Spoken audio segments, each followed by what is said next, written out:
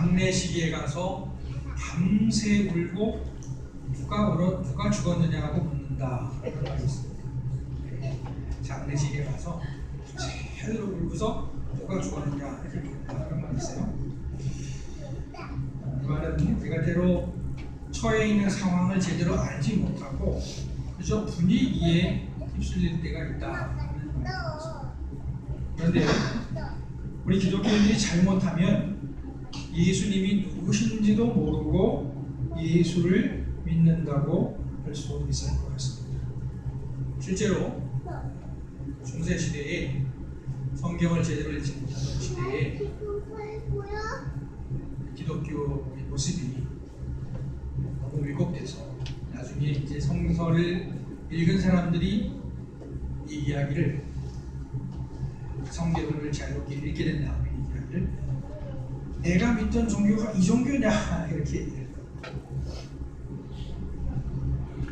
다른 종교에서는 그 종교의 창시자를 잘 몰라도 상관이 없을 것 같아요. 인격적으로 알 필요 없을 것 같아요. 예를 들어서 불교에서는 부처님이 중요하겠지만은 부처보다는 그의 가르침이 더 중요한 것 같습니다. 제가 알고 있기로 부처라는 말 자체가 깨달은 자라는 의미가 있다고 합니다. 그러니까 누구든지 깨달은 자는 부처가 될 수 있다라고 얘기를 하는 것이죠. 또 유교에서도 공자님이 중요하겠지만은 그의 인격과 상관없이 그의 가르침 자체가 중요하다고 볼 수 있을 것입니다. 그러나 우리가 믿는 기독교에서는 예수님은 인격적 차원에서 절대적인 중요한 위치를 차지했습니다. 기독교인들은 그저 예수님의 가르침만 알아서는 안 되고 예수님 자신을 알고 믿고 만나야 합니다. 예수를 믿을 수 있기 위해서는 우선 예수님을 알아야겠죠. 그리고 예수님을 알기 위해서는 우선 성경이 증언하는, 전해주는 말씀을 알아야 할 것입니다. 성경은 우리에게 예수님이 어떤 분인지 전해주고 있습니다. 마태복음, 마가복음, 누가복음, 요한복음. 이 복음서들은 예수님의 생애와 가르침을 통해서 예수님이 어떤 분인지에 대해서 말해주고 있습니다. 특별히 요한복음은 예수님이 어떻게 하나님의 아들이신지 우리에게 이해할 수 있도록 잘 설명해 주고 있습니다. 오늘 읽은 말씀은 예수님께서 태초부터 계셨던 분이다 라고 말하고 있습니다. 예수님이 태초부터 계셨던 분이라고 하면 믿지 않을 분들이 분명히 있을 겁니다. 아니, 예수는 분명히 2000년 전쯤에 이스라엘에 태어났다가 약 33년을 살고 죽은 사람인데 무슨 말이냐 할 수 있을 것입니다. 당연히 드는 의문입니다. 그러나 요한복음은 예수께서 단지 한 시대를 사신 분이 아니라 태초부터 계셨던 분이다, 계신 분이다 라고 말씀하고 있습니다.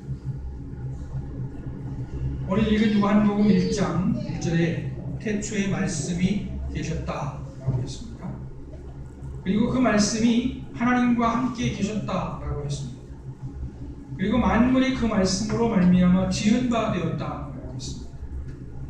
그러니까 예수님은 태초부터 말씀으로 계셨고 만물의 원인이 되셨다. 철학적으로 만물의 원인이 되셨다. 여기서 우리가 알 수 있는 것은 요한복음이 말하는 말씀은 단순한 말이나 글이 아니라 어떤 인격이라는 것을 알 수 있습니다. 왜냐하면 우리말 성경에 뭐라고 했습니까?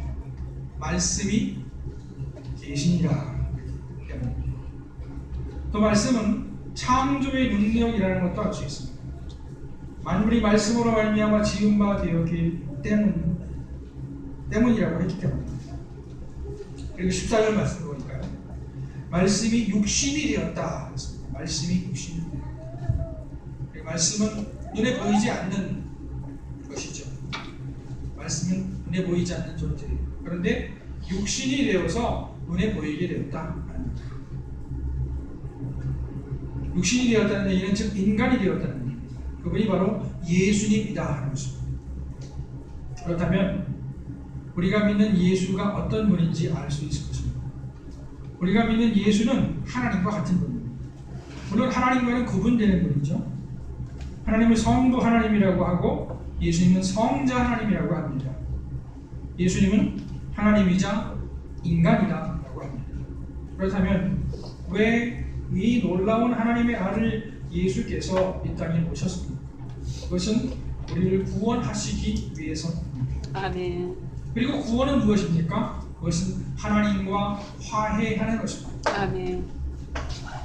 우리는 흔히 인생살에서 관계가 중요하다라고 말합니다. 직장 생활에서 제일 어려운 게 뭐냐 했을 때 일도 힘들겠죠. 일이 많으면 물리적으로 일이 많으면 힘들죠. 그런데 직장 생활에서 일보다 더 어려운 게 있습니다. 바로 인간관계죠. 그리고 가족 사이에서도 제일 어려운 게 인간관계입니다. 인간관계가 제일 어렵고 또 중요합니다. 인간관계가 좋으면 일이 좀 어려워도 괜찮습니다. 그러나 인간관계가 좋지 않으면 쉬운 일도 어려워집니다. 직장에 미운 사람 한 사람이 있으면 그 사람 신경 쓰느냐고 일을 할 수가 없습니다. 일하는데 에너지를 써야 하는데 미운 사람에게 에너지를 쓰니까 일의 능률이 오르지 않습니다.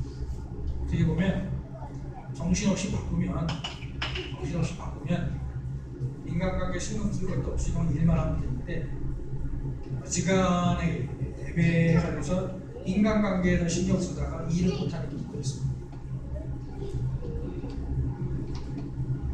가정이 안식처가 되어야 하는데 집안이 편하지 않으면 가정이 안식처가 되지 못하고 뛰쳐나가고 싶은 곳이 됩니다. 제가 오래전에 심야에 방황하는 청소년들을 봤습니다. 그래서 제가 어떤 뭐라고 물어봤냐면, 야, 너희들은 부모님이 안 기다리셔? 부모님이 찾겠다 그러니까 애들이 뭐라 그래? 안 찾아요. 부모님 집에 들어가 봤자 계시지도 않고 안 들어가도 신경도 안 써요. 이렇게 얘기를 하는 거예요. 이제. 그래서 교회 안에 들어오게 해서 좀 따뜻한데 얘기하면서 잠깐 얘기를 나눴던 적이 있습니다. 안타까운 현실입니다. 그런 아이들이 실제로 많이 있습니다. 지금. 즐거운 나의 집이라는 노래가 있는데 거기서는 집을 가장 아름다운 안식처로 묘사하고 있지만 가정도 가족끼리 관계가 좋지 못할 때는 안식처가 되기 힘듭니다. 구원은 하나님과 깨진 관계를 회복하는 것입니다. 그리고 예수님은 그 일을 이루신 분입니다.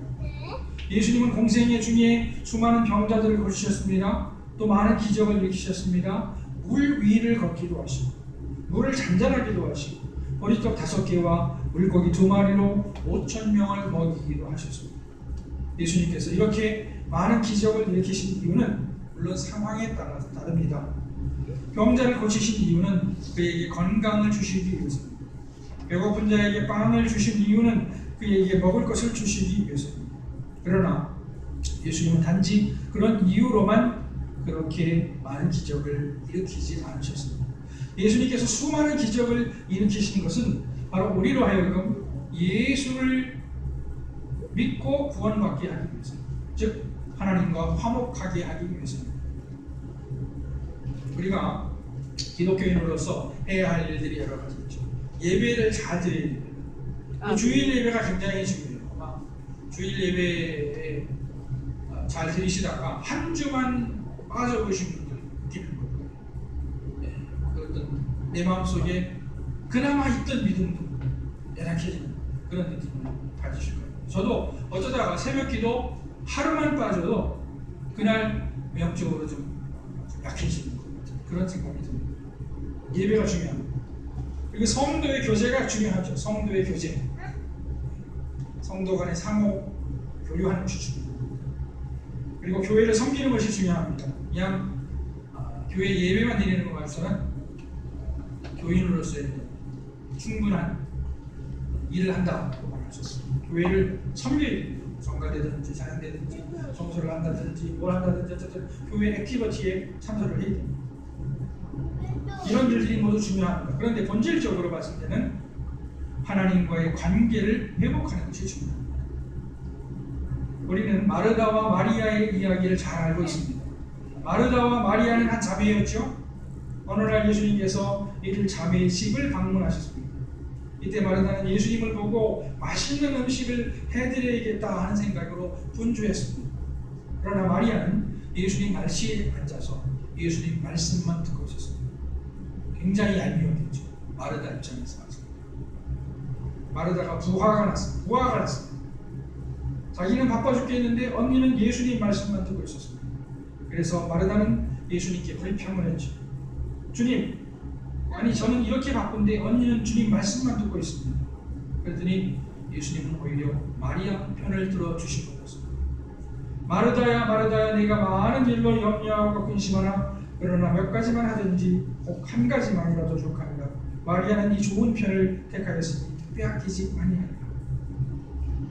예수님에게 가서 누구에게 비판하는 예수님이 제일 싫어하시는 것 중에 하나인 것 같아요. 제가 봤을 때 혹시 기도 중에 기도하시더라도 누구 비판하고 원망하고 그런 거는 예수님이 별로 안 좋아하십니다. 예수님은 마르다도 사랑하셨지만은 마리아를 칭찬하셨습니다. 마르다와 마리아 이야기에서 우리가 생각해봐야 할 것이 있습니다. 우리가 분주하게 여러 가지 활동하는 것도 중요하지만 하나님께 집중하고 하나님과 교제하는 것이 더 중요하다는 것입니다. 그리스도인으로서 여러 가지 일들을 할 수 있으면 좋겠지만 혹시 못한다 하더라도 너무 자책할 필요는 없습니다. 더 중요한 것은 예수를 믿는 것이고 예수를 믿음으로 하나님과 화목한 관계에 들어가는 것입니다. 요한복음 6장에 보니까 어떤 사람이 예수님께 묻습니다. 어떻게 하여야 하나님의 일을 하겠습니까? 무엇을 하여야 하나님의 일을 하겠습니까? 하는 것에 주안점을 두었습니다. 그런데 예수님께서 말씀하기에 뭐라고 했습니까? 하나님이 보내신 자를 믿는 것이 하나님의 일이다 라고 말씀하셨습니다. 요한복음 6장 29절 말씀. 예수 믿는 것 자체가 하나님의 일이라는 것입니다.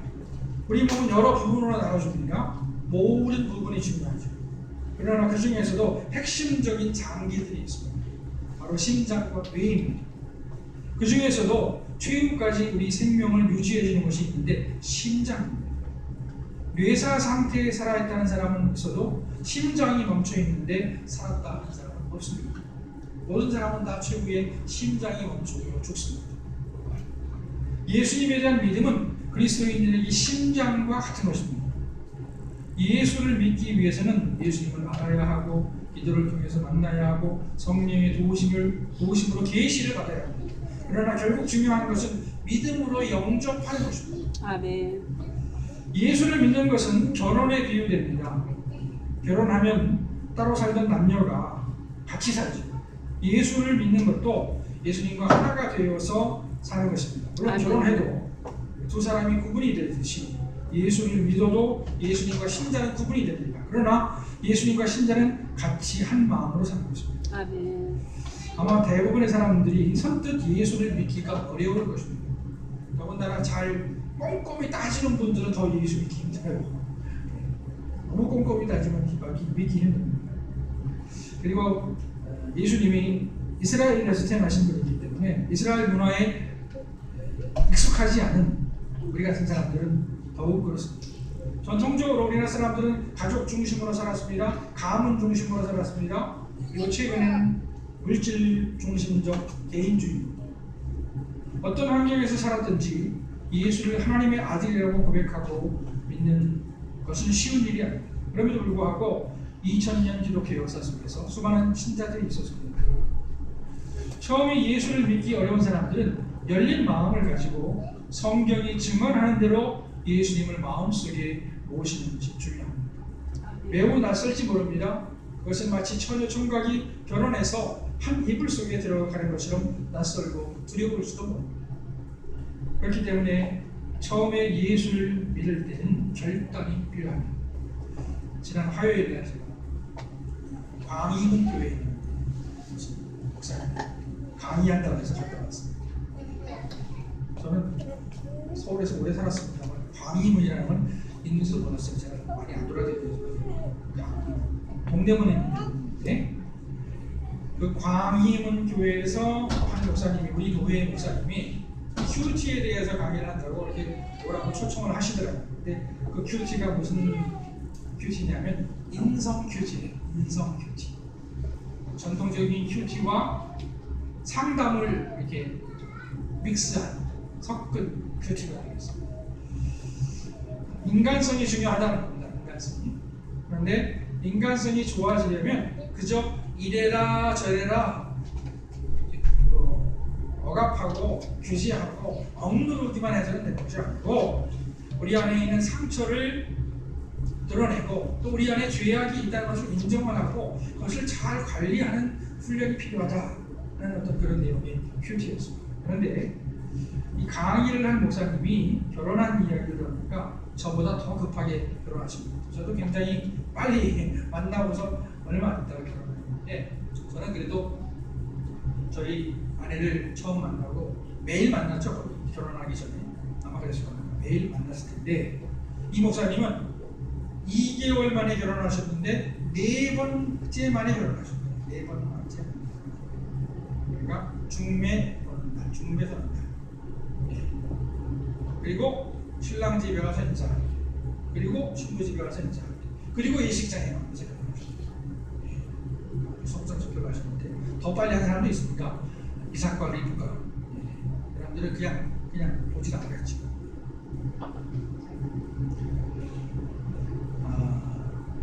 어떻게 이렇게 가능했는지 잘 이해가 안 될 수도 있겠습니다.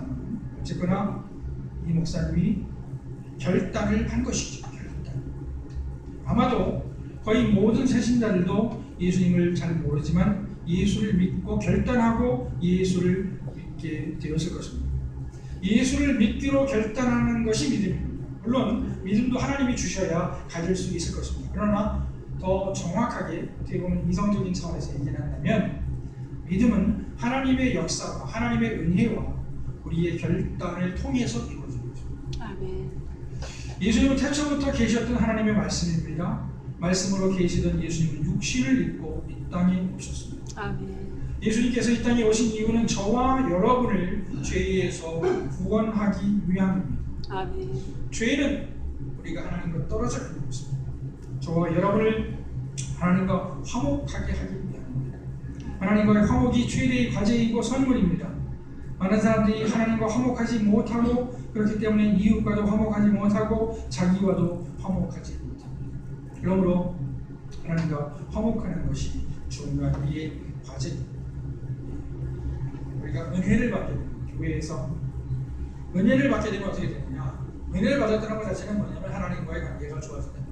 은혜를 받게 되면 이웃과의 관계가 좋아집니다. 그리고 내 자신과의 관계가 좋아집니다. 근데 많은 경우에 이웃과의 관계에 어려움도 문제지만 내 자신과의 관계가 또 어려움이 많아요. 저도 제 스스로의 모습을 용납을 못해가지고 아직까지도 굉장히 힘들어하는 거죠. 저 있는 그대로 나를 받아들이면 되는데 있는 그대로 받아들이지 못하다 보니까 힘든 겁니다. 하나님 안에서 다 해결되어야 할 문제입니다. 예수님이 우리를 위해서 이 땅에 오셔서 우리의 죄를 쓰시고 하나님과 화목하게 하신 사실을 믿으시기 바랍니다. 아멘. 그리고 서로 사랑하는 부부처럼 예수님의 사랑을 받고 예수님을 사랑하시기 바랍니다. 아멘. 대림절 예수님께서 우리 마음과 삶에 임하시기를 축원합니다. 아멘. 기도하시겠습니다.